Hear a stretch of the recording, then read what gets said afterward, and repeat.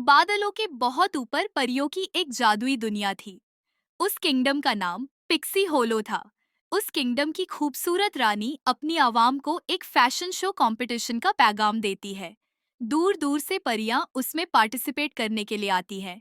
उसी किंगडम के जंगल में फ्लोरा नाम की एक डिजाइनर परी रहती थी। वो बहुत टैलेंटेड थी। उस तक भी डिजाइनर कंपटीशन की खबर पहुंचती है। वो कहती है कि क्या मैं भी उस कंपटीशन में पार्टिसिपेट कर सकती हूँ।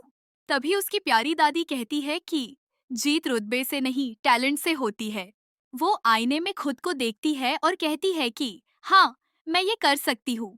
दूर दूर से परियां उनके किंगडम कंपटीशन में पार्टिसिपेट करने के लिए पहुंच जाती है। एक खूबसूरत वाटर फेरी पानी से ड्रेस बनाती है। फायर फेरी डिजाइनर आग से जादुई खूबसूरत ड्रेस बनाती है। एक मगरूर डिजाइनर परी आसमानी बिजली की तरह वहां पहुंचती है। सारे कैमरा उसकी तरफ फोकस हो जाते हैं।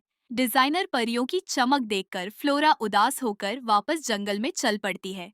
तभी जादुई दरख्त फ्लोरा की उदासी समझते हुए उसे एक जादुई धागा देता है। जैसे ही वो उसे पकड़ती है वो चमकने लगता है। फ्लोरा घर वापस आकर उस धागे से कपड़े सीने लगती है।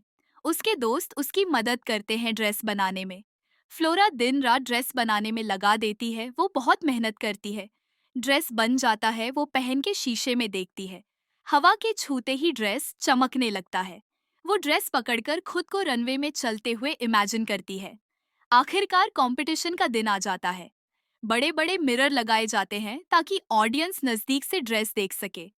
रानी भी पहुंच जाती है और शो शुरू करवाती है। सॉफ्ट म्यूजिक प्ले होने लगता है। वैक्सा परी बदलते हुए कलर्स वाला ड्रेस पहनकर वॉक करती है। फिर फ्लोरा रनवे पर कदम रखती है। उसके पाँव के नीचे से फूल खिलने लगते हैं। सारी परियां उसका नेचुरल मैजिक देखकर हैरान हो जाती है।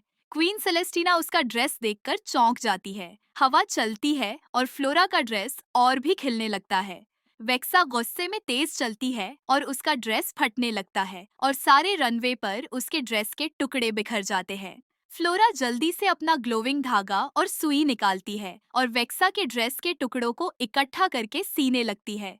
क्वीन फ्लोरा की तरफ अपने कदम बढ़ाती है और अपनी जादुई छड़ी घुमाकर फ्लोरा के सर पर ताज पहना देती है। दूसरी तरफ वेक्सा शर्मिंदा होकर फ्लोरा की तरफ दोस्ती का हाथ बढ़ाती है। तमाम परियां फ्लोरा इज द विनर का नारा लगाती है। फ्लोरा महल के पास अपना नया फैशन स्टूडियो खोल लेती है।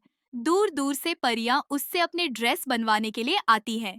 वो अपनी दादी माँ का शुक्रिया अदा करती है क्योंकि उन्होंने ही उसे हिम्मत दी थी कि आज वो रानी की भी पर्सनल डिजाइनर है। और इसी तरह वो एक आम परी से पिक्सी हॉलो की सबसे खास परी बन जाती है।